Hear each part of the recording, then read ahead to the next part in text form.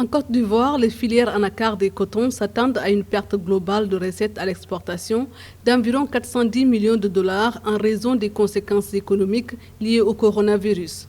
D'après les estimations de la Direction générale du Conseil coton anacarde, la chute de la demande a entraîné une dévalorisation générale des contrats négociés. Le Covid-19 a conduit aujourd'hui à une paralysie quasi totale de l'activité économique mondiale, entraînant ainsi une importante baisse des prix internationaux.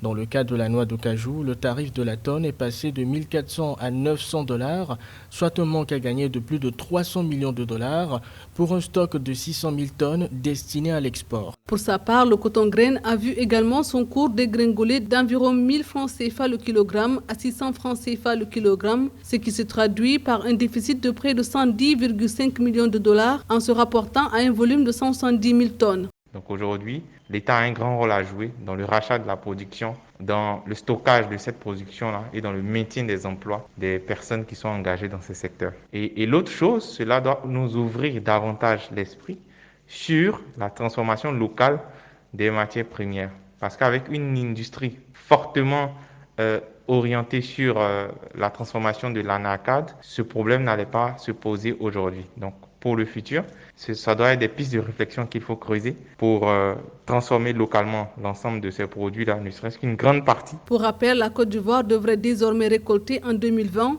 un volume de noix de cajou compris entre 720 000 et 730 000 tonnes contre un objectif initial de 800 000 tonnes. En outre, le pays ambitionne de produire 110 000 tonnes de coton cette année.